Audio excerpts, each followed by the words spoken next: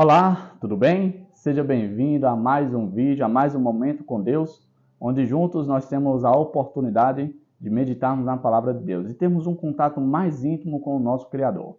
Você deve ter percebido, estamos num cenário um pouco diferente, ainda estamos em viagem, mas nem por isso deixaremos de ter o nosso momento com Deus. Como eu costumo sempre dizer nos finais dos vídeos, primeiro lugar, Deus. Antes de tudo, independente do lugar que você esteja. Tá certo? Hoje nós vamos abordar um tema muito importante, que é dando continuidade ao tema de ontem. Se você não ouviu o vídeo de ontem, eu convido você a olhar o vídeo de ontem, para você poder estar contextualizado com o assunto que vamos abordar hoje. Hoje nós vamos falar sobre os 144 mil. Quem é esse povo? É verdade? É literal? Ou é apenas algo simbólico? Algumas dessas perguntas nós vamos responder hoje. Mas antes de entrarmos no contexto da palavra de Deus, eu quero convidar você a fechar seus olhos e fazermos a nossa oração. Vamos orar? Oremos juntos. Senhor Deus, estás nos céus.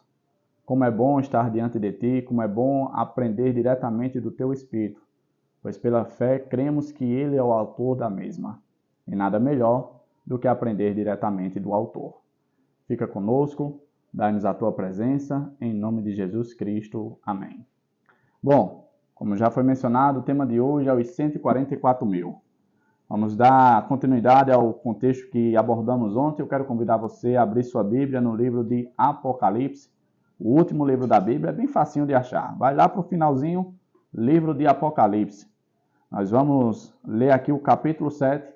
Vamos ler dois versículos. Vai ser o versículo 2 e o versículo 4. O versículo 2 diz assim: Vi outro anjo que subia do nascente do sol, tendo o selo do Deus vivo. E clamou em grande voz aos 4 anjos, aqueles aos quais fora dado a fazer dano à terra e ao mar. Versículo 4. Então ouvi o número dos que foram selados, que era 144 mil de todas as tribos dos filhos de Israel. Pois muito bem, antes da gente falar e entrar no assunto dos 144 mil, a gente precisa entender a origem desse povo que é apresentado no livro de Apocalipse.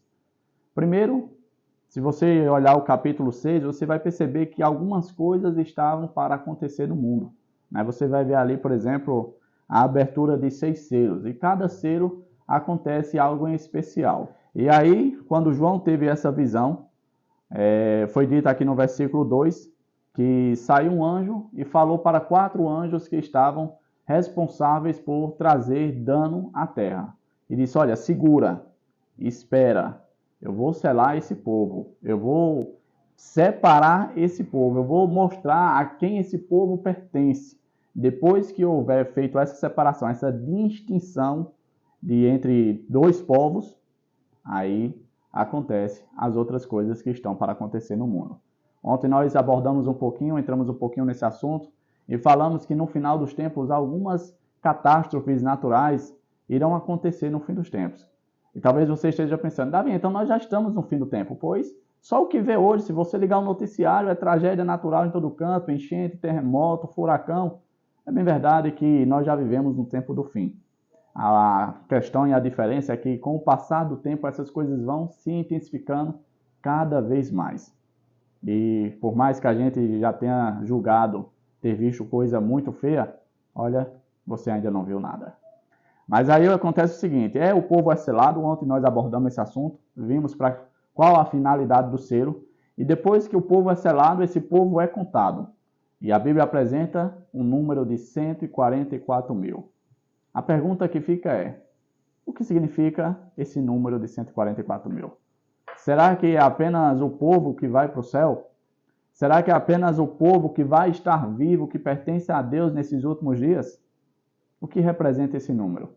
Bom, quando a gente estuda o livro de Apocalipse, a gente tem que entender que as visões apresentadas, os símbolos, as palavras que são apresentadas a nós não podem ser entendidas ou interpretadas de maneiras literais, ou seja, ao pé da letra. 144 mil não significa dizer que é 144 mil pessoas que vão estar no fim, que pertencerão ao povo de Deus. Seria um número muito pequeno. Imagina esse número desde a fundação da história desse mundo. Já passou aí A ciência fala que mais de 6 milhões de anos. Somente 144 mil pertencem ao povo de Deus? É um número muito pequeno, muito pouco. Ah, mas vai ser o povo que vai estar vivo. Olha, no mundo hoje existe quase aproximadamente 7 bilhões de pessoas. Somente 144 mil pertencerão ao povo de Deus do mundo todo? Também é algo muito difícil de se acreditar. E apresentando a Bíblia para colaborar com essa nossa ideia, se você for para o versículo 9, diz o seguinte: depois dessas coisas, vi e eis uma grande multidão que ninguém podia enumerar, de todas as nações, tribos, povos e línguas, em pé diante do trono e diante do Cordeiro, vestido de vestiduras brancas, com palmas nas mãos. Veja, nesse verso, João, se referindo ao mesmo povo, ao povo de Deus que vai se salvar, que estará selado, reservado para o reino de Deus, ele já disse que é um povo que não se pode contar, uma grande multidão. Na visão anterior, ele vê 144 mil, mas mais uma visão na frente, ele vê uma grande multidão. Perceba que a Bíblia ela não entra em contradição em nenhum momento, apenas duas formas de apresentar um mesmo grupo, um mesmo contexto. Se a gente for, por exemplo, pegar uma interpretação que eu gosto até de utilizar, esses 144 mil é a representação das 12 tribos de Israel. O povo de Deus era dividido em 12 tribos. E aí, como uma forma hebraica de trazer plenitude ou completude, né, eles faziam essa questão de pegar a quantidade e multiplicar pela mesma quantidade. Ou seja, se você pegar 12 vezes 12, dará 144 mil. Certo? Pois muito bem. Esse povo que será salvo, ele tem uma finalidade, né? A finalidade é ser separado, resguardado, protegido para a ira do Cordeiro que acontecerá no fim da história desse mundo. O selo de Deus é algo imprescindível e importantíssimo para a nossa vida. Davi, já aconteceu o selo de Deus? Ainda não. Chegará um momento em que nós seremos selados. E que momento será esse? Esse momento pode ser hoje, se, por exemplo, hoje for o último dia da sua vida. Nós, como não sabemos o nosso dia de amanhã, e como a palavra de Deus diz que a gente não pode acrescentar nem sequer um côvado diante de nossa história, né? Que as coisas estão fora do nosso controle, então eu e você precisamos nos preparar a partir de agora, constantemente. Pois o dia de amanhã, como a Bíblia bem sabe, nós não sabemos. E aí, esse povo, ele é selado, ele é contado. E interessante que uma das formas, e foi algo abordado no vídeo de ontem, fala que um motivo pelo qual o povo deve ser selado é para mostrar a quem esse povo pertence. E isso é bastante importante. O outro motivo é a questão de proteção. Quando a gente olha para o antigo Israel, no povo do Egito, aconteceu algo semelhante. Algumas pragas estavam caindo. O povo de Israel não experimentou essas pragas, foram resguardados. Mas por quê? Porque era o povo de Deus. A última praga, o povo teve que fazer alguma coisa prática, e eu quero te fazer lembrar que eles tiveram que participar de uma cerimônia pascual, né? Pegar o sangue do cordeiro, colocar nos umbrais da porta, para demonstrar sua posição, seu posicionamento religioso, para demonstrar que fazia parte do povo de Deus. Se eles tivessem negligenciado, se eles tivessem deixado para lá, eles teriam perdido os seus primogênitos. Todas as pessoas que estavam ali no Egito, que não deram credibilidade à mensagem de Moisés, à mensagem da praga que estava para acontecer, tiveram uma amarga decepção. Não tinha nada pior para uma família daquele contexto, daquela região, do que perder o primogênito. Isso aconteceu e voltará a acontecer. Como diz Salomão, não existe nada novo debaixo do sol.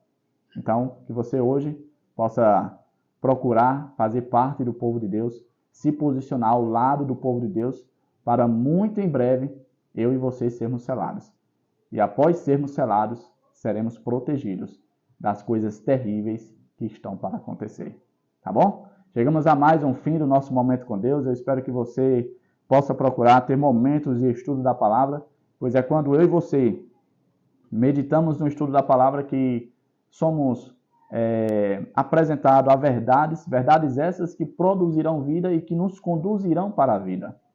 Se eu e você não estudarmos esse livro, ficarmos apenas ouvindo outras pessoas falarem, nós seremos como massa de manobra, conduzido por outras pessoas, pelo estudo de outras pessoas. Davi, então eu vou deixar de te assistir. Bom, se você me deixar de assistir para estudar a Bíblia, não tem problema. Mas se você deixar de assistir o momento com Deus simplesmente porque não tem tempo, você vai estar, infelizmente, escolhendo o outro lado. O lado que não será selado, o lado que não será protegido, o lado que vai se perder. Tá certo? Isso não possa ser a sua realidade na sua vida. Quero convidar você a mais uma vez a fechar seus olhos para nós fazermos a nossa oração de encerramento e assim irmos para as nossas atividades. Hoje é sábado, um dia maravilhoso, um dia muito especial e separado por Deus.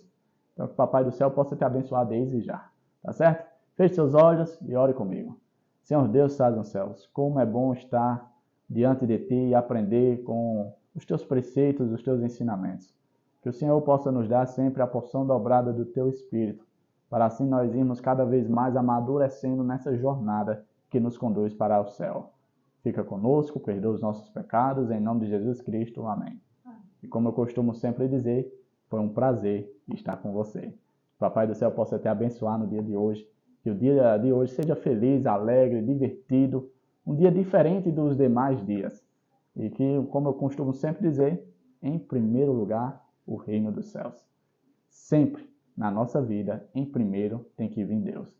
Se a gente inverter a ordem, se a gente colocar outras coisas, outras pessoas, Davi, mas em primeiro lugar na minha vida é Deus. Será que é mesmo? As obras testificam das nossas escolhas. Então, em primeiro lugar, o reino dos céus. As outras coisas, Ele sabe que é importante para cada um de nós e nos concederá e nos abençoará de acordo com a sua boa vontade. Tá bom? O nosso encontro está marcado para amanhã, no mesmo horário. Não se atrase, não falte. Eu te vejo amanhã, tá certo? Até a próxima. Tchau, tchau.